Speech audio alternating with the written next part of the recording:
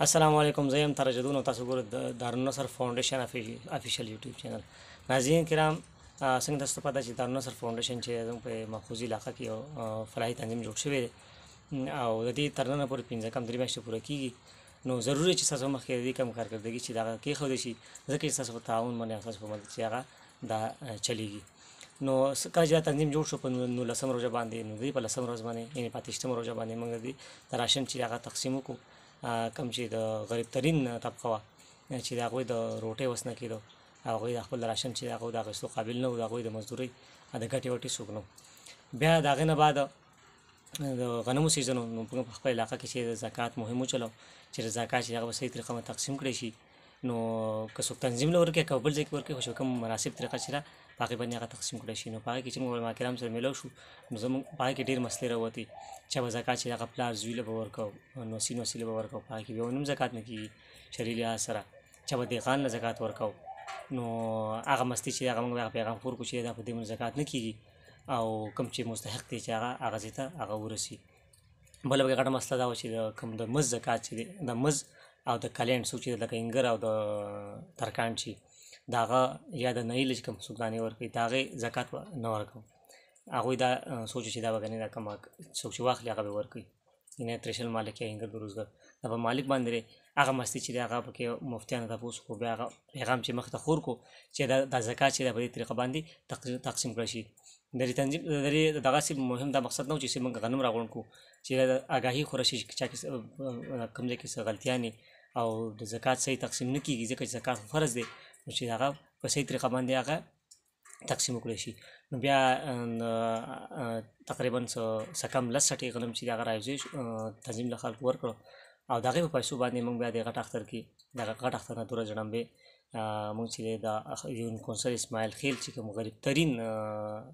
طبقه وه، هغې موږ سروې وکړه. پای کې یتیمانان وو، پای کې کونډې وې، پای کې داسې خلک وو چې د هغوی وس دس نه کېده، داسې فیملیانې وې او داسې به کېږي چې هغوی لکه په نهر هم تېرې کړي دي. د هغې لپاره موږ چې د 13 قسمه د راشن چې د هغې بندوبست وکړو. په هغې کې چیني، وریجې، د چیپ کومه پاڼه چې ده، او بسکټ، مچې او 3 قسمه صابون، د کپړو، د لوښو او د لمبلو کوم صابون چې نو هغه ټول کوم ضروري سامان کوم مسالې چې 13 قسمه شیان چې کوم د استعمال هغه چې د هغه واخېسته او هغه چې به کوونکو هر کور ته هغه ورسول. بل خبره دا ده چې تاسو ته پته چې د دې اختر نه یو 3 جړمبې زموږ په ډوب کې چې دی هغه ټیکټر ورته شوی و. نو زموږ تنظیم مقصد دا دی چې زموږ کوم غریب ترین طبقې سره مدد وکړو، او کوم چې ایمرجنسي مسایل راشي په هغه کې مدد کول دي. نو په دغه سلسله کې کله چې په ډوب کې ټریکټر ورته شو، نو هغه کوم متاثرین فیملي چې و د هغوی سره موږ 3000 روپۍ اعانت لپاره پارټي هم ورکړي.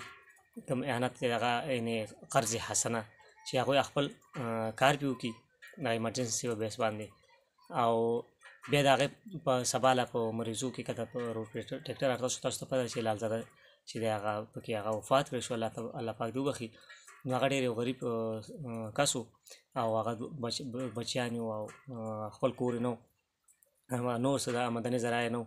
بیا اپیل وکړو او دې ټول د دې الله پاک اجر ورکړي هغوی چې تعاون وکړو، او هغوی ته موږ بیا هغه چانده چې ده څومره چې لکه اعانت راځای کړی شو هغه یوړ، او هغوی هغه کوم رور چې هغوی ته هغه حواله کړو. دغې سره بیا د هغه کوم بچیان چې د هغې تعلیم ذمهداري موږ په تنظیم باندې کېښود چې د هغوی کپړو کوم تنظیم چې څومره د تعلیم څومره اخراجات دي هغه به دا تنظیم چې د هغه برداشت کوي. د دې سره اوس د تنظیم چې د هغې د رجسټریشن عمل چې هغه جاري دی، دا کې لږ ټیم لګي ځکه چې دا پوره پروسس دی او هغه عمل دی د هغې نه ترېده غواړي. نو هغه عمل هم جاري دی چې موږ دا رجسټر شي چې بیا د هغې بینک اکاونټ کولو شي. بینک اکاونټ نه بعد چې به موږ به خپل یون کونسل نه هم بهر ته وځو، موږ کوم ځای کې څه ګڼه ګوره چې بیا هغې کې څه مستې مسایل نه وي، رجسټر چې د حکومت طرف نه یا د طرف نه یا د نورو ادارو طرف نه څه مشکلات نه وي، او خلکو اعتماد هم چې د رجسټر اداره ده. او د هغې سره د دې تنظیم چې نور کوم کار دی په میډیکل فیلډ کې، لکه یو کس بیمار دی، کله چې د رجسټریشن مکمل شي په موږ په الوچ کې یا په منګوره کې، دا تنظیم په سطحه باندې چې دی موږ به رجسټر شو، نو هغه پرایویټ کوم هسپتال چې دی یا لیبارټریان چې دی هغو سره موږ خبره کوو، هغه به تنظیم ایسئ. نو چې د تنظیم په سطحه باندې بیا کوم مریض وي نو یا به هغه سره رعایت به سره کوي یا به هسې علاج کوي، هغه کنډیشن هغه حالت ته به ګوري. د دې نه علاوه چې کوم دی د امبولانس چې زموږ غټ ضرورت دی، نو هغه موږ کوشش چې کله رجسټریشن وشي موږ به د خپل علاقې دپاره د رجسټریشن د امبولانس چې هغه بندوبست کوو. او دا خبر به ذهن کې ښوده پکار چې دا تنظیم صرف زموږ یو کونسل یا اسماعیل خیلو ته یا مخوزو ته محدود نه دی، څومره زموږ نه کېدای شي هغه به موږ مخې ته به وځو، د شانګلې نه بهر ځو، سوات ته به ځو، بونیر ته به ځو، کوم ځای پورې به رسېدی شو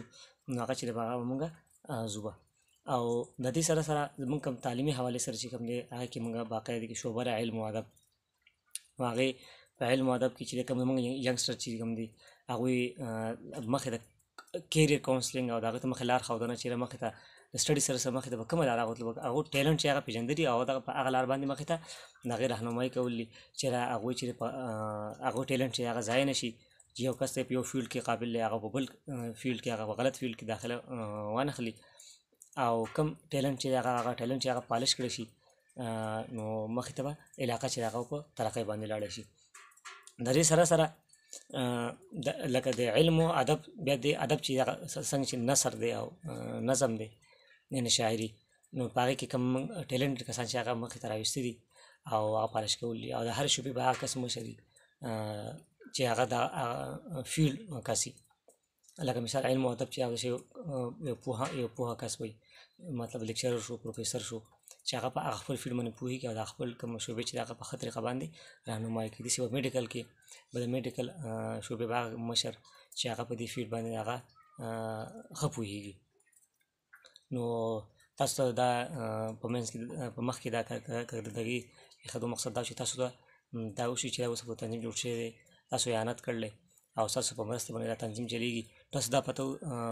معلومات چې دا ورکول زموږ دپاره لازمي دي چې اوس پر موږ څه کړي دي. ستاسو دا درخواست هم دی چې تاسو څومره کولی شئ تنظیم سره تعاون وکړئ په هر لحاظ سره، که مالي کولی شي جسماني، نو چې دا غریب چې د هغه مدد وکړي، ځکه چې الله پاک انسان داسې پیدا کړلی څوک غریب پیدا کړي څوک مالداره، دا مالداره او د وس والا کس چې دا ذمهداري ده چې هغه د خپل غریب چې دی هغه سره مدد وکړي،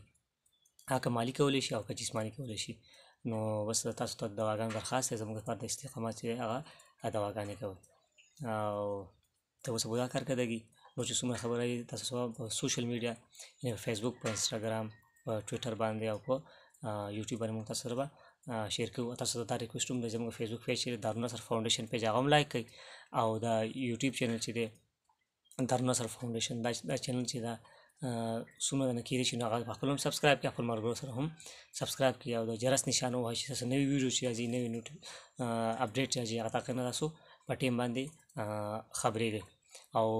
څومره چې تاسو سبسکرایب کوئ دا چینل یا فیسبوک پیج نو هغه مقدارې به